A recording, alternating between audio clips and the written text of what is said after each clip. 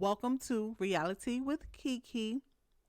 I'm your host, Kiki, and on this channel, we discuss reality TV, celebrity gossip, and viral topics. Please be sure to like, comment, and subscribe if you like our content.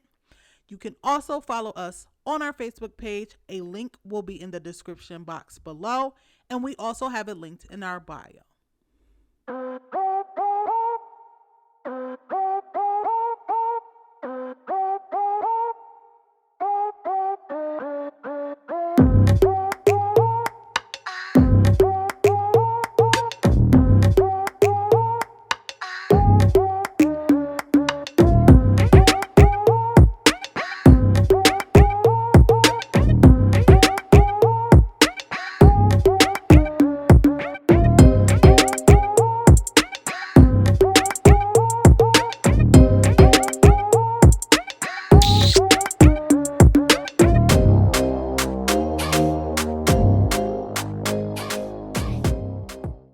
All right, so love after lockup.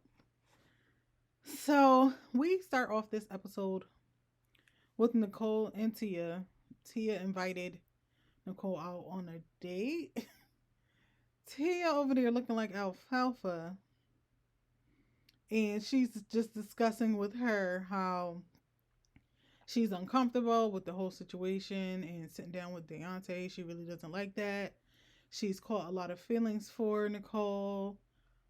They need to be discussing moving in a different direction or to the next level or something like that, she said. But what I thought was interesting was she said that if Deontay stays around and or if Nicole decides that she wants to deal with Deontay still, she is going to back off and leave.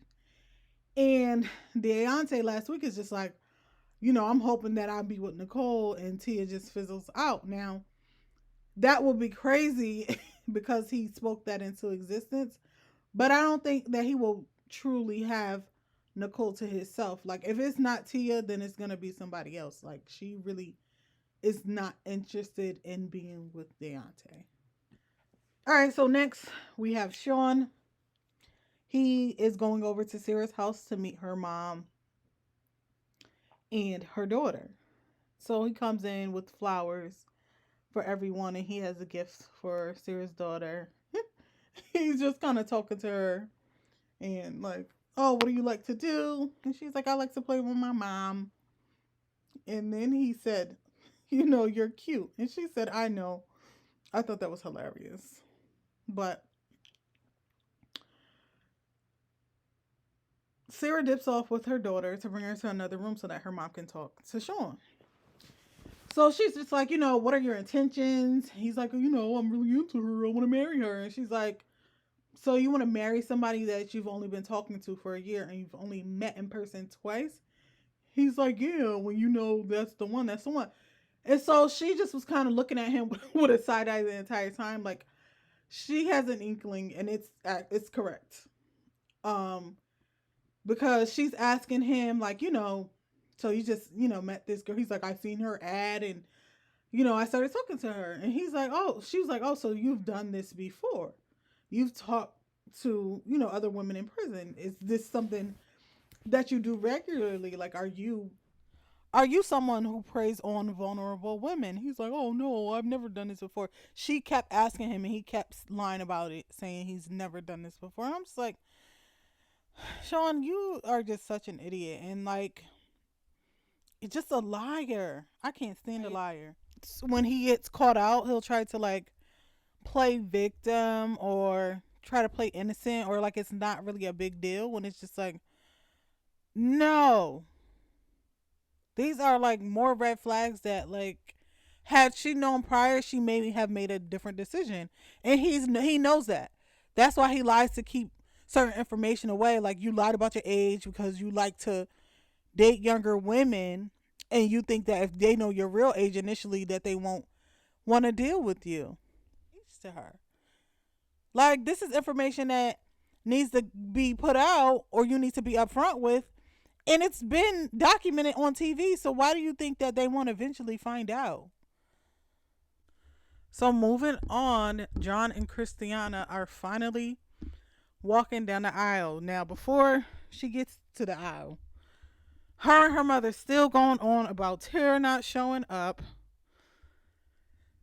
They just going back and forth. I'm just like, girl, at this point, you need to focus on yourself. But her mother is not helping the situation because she's like, I'm getting pissed off. Like, her voice is just funny and she be doing and saying some crazy things. Like, you just have to watch it and see it for yourself. But she finally gets down the aisle.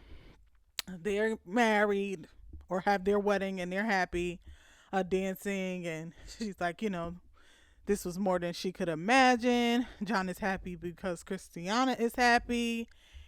And then once the wedding is over, they go up to their room. So it looks like wherever the venue was, there's also like hotel rooms.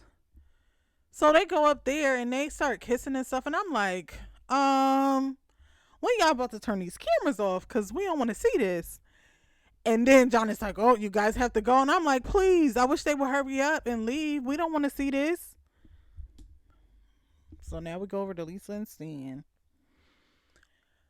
Lisa leaves the house, jumps in the car with Renata. Renata is like, oh, let me see your hair. Oh, it looks really good. I'm like, now, girl, why are you just lying? You're just lying for no reason. So Lisa goes on to say how her and Renata have been really close friends.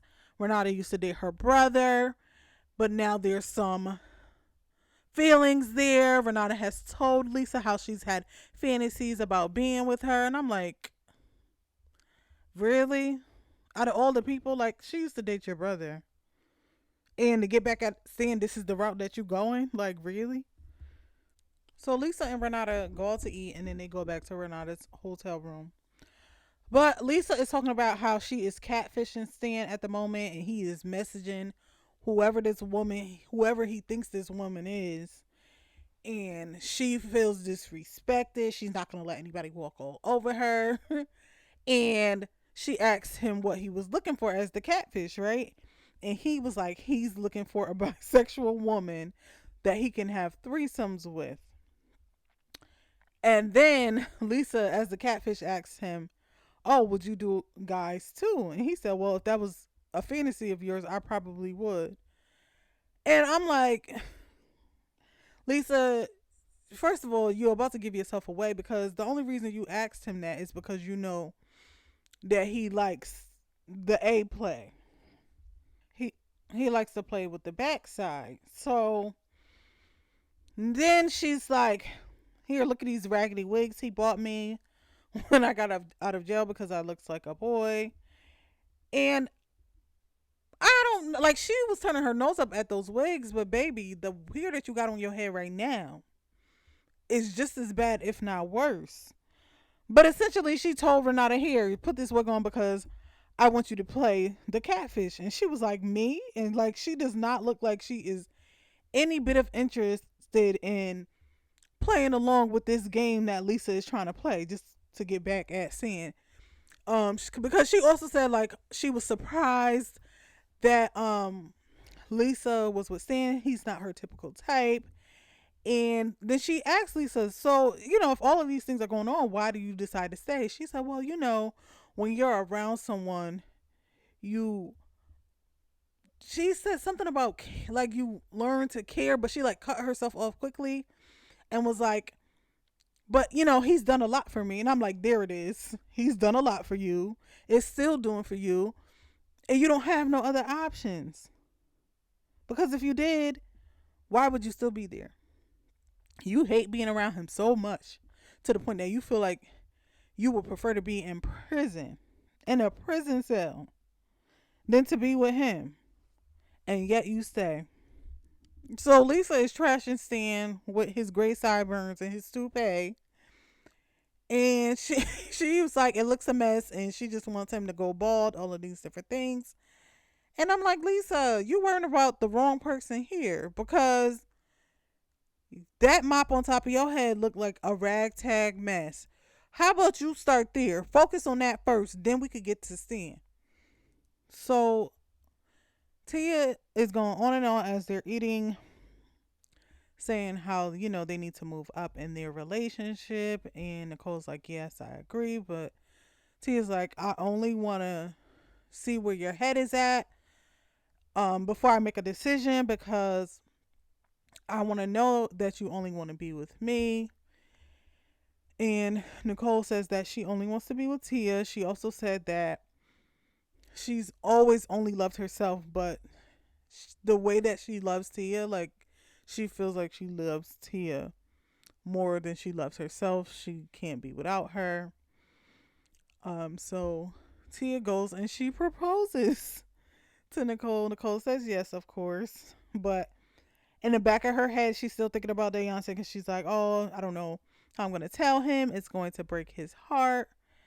And I'm just like, girl, at this point, you might as well ghost Deontay, because you already knew that you didn't want to be with him. So I don't even know why that's coming into question. That's why you should have never even tried to go ahead. I mean, Tia should have never gave it a green light, but I don't even know why you ever even gave the proposition, because you knew that you didn't want to be with him. Relationship, when all you really wanted from him was money, and you weren't being upfront about that, and knowing that he would be really trying to be in a relationship with you and try to be intimate with you, and you were gonna allow it. All right, so after Amber burns Sammy's things, she's like, she's done with him. They are no longer together. Poppy comes over with some clothes because she wants Amber to go out and celebrate and for them to have drinks and everything like that. And Amber also tries to invite her for another time because she wants to visit her mom in Indiana. And Puppy is like, oh no, I can't do that. Because she has a warrant. So she already has said that she shouldn't be staying with Eric because Eric is a felon. And I think a part of her release, like, she cannot live with somebody who has a felony. I don't know. But she said that her parole officer came to her place of residence that she has listed, which is her mom's house, but she's been staying with Eric. And one of the neighbors told on her and said, oh, she doesn't stay here. Um, so her parole officer put a warrant out for her arrest because she's not staying where she's supposed to be, which is her mom's house. So she decides that she's not going to deal with that right now. They need to focus on going out. So they go out, they're having drinks, they meet other friends there. Um, Amber is like drunk and dancing all on Amber. Amber is like, she's tempted, but she's in a relationship. And I'm just like, you already know that Eric don't like you being around her. So even if, like, you don't go back home with her and do anything, like, he's going to feel some type of way because he said he was disgusted with the thought of y'all even being together. So imagine if when he sees this, because he will see this eventually. All right, so after Sean leaves, Sarah comes back in the house and is kind of like going off on her mother, like, you don't have to be so hard all the time. And, I see a future with Sean and he's just not like any other guys that I've dated. And her mother is just like, my mother instincts are telling me something. And I'm like, your intuition is absolutely correct because Sean is a POS. Like, he is not the one. And I don't know, like, the way she was talking to her mom, it sounded like a 16-year-old girl when her parents don't want her to date a certain type of boy, and she's just like, no, I'm gonna date him, like, this is who I want to be with. But my thing is, it's like, I understand she spent a majority of her 20s in prison, so maybe she hasn't had that much experience with dating, but it's just like, you don't run to the first man who you think is gonna be great for you because he's different than all the other guys that you've dealt with. Like, he's gonna come with his own set of problems. So, like, yeah, he may not be running the streets, he may not be on drugs or trying to turn you to drugs, but Sean is trash. Okay? He got 6 kids living in an entirely different state, and you don't know this yet, but it's just like, he's a liar. He lied about his age. Like, what type of future do you see with him? because he's being nice to you. You don't run into the arms of the first man being nice to you. So the end of the episode is jokes to me because Deontay is at his part-time job, so he's like he had to get a second job due to poor financial decisions and with help from Nicole. And it's like, boy, whatever, you made a choice. You was begging her to give her money. Anyway, she wanted to meet up with him, so he told her to meet him down at his part-time job. So he's like, well, Tia better not be with her because I'm not losing my job over her. Okay, Deontay.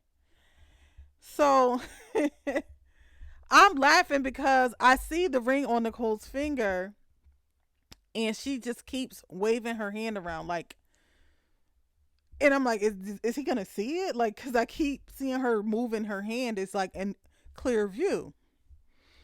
So he's like, oh, she was making jokes with me. So I'm thinking that, maybe we can work something out. And it's just like, why are you so hopeful? After all of this, why are you so hopeful? So he's like,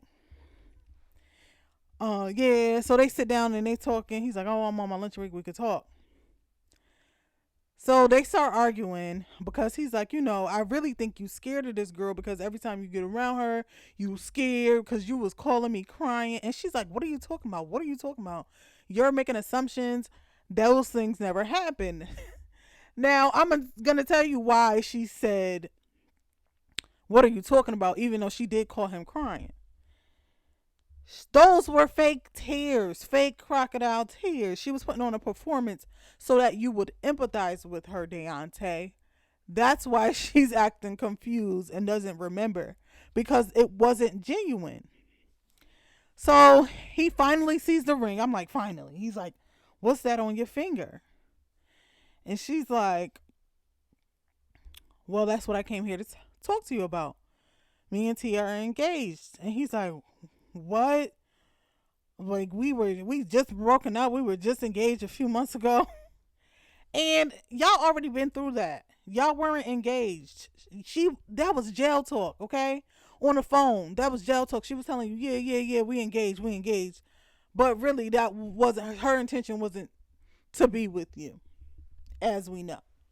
So she's like, we've been on and off for years. It's not like just some new person that I'm just running into their arms. Like, we've been together and we're gonna be together. And he's just like, why don't you stomp all over my heart? And I'm just like, boy, you did this to yourself because she showed you who she was more than once.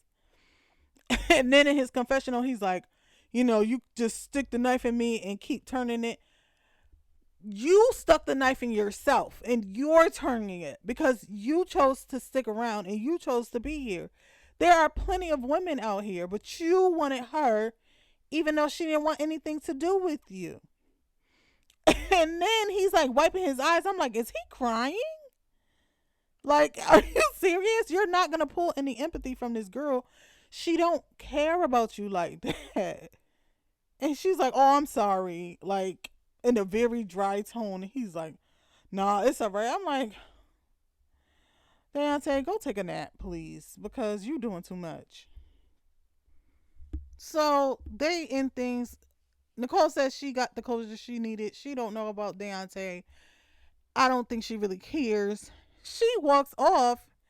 He's telling the cameras he don't think that marriage is gonna last because they are toxic for each other, and he don't think things are ever gonna end with him and Nicole. She'll be calling him back within a few months. If delusion was a person,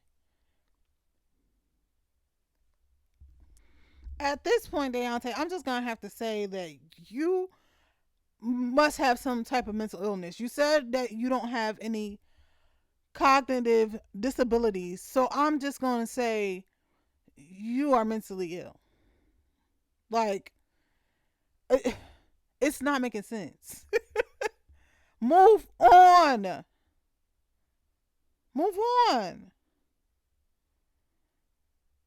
Anyway, you guys let me know what you thought about this episode down in the comments below, and I will speak to you next time.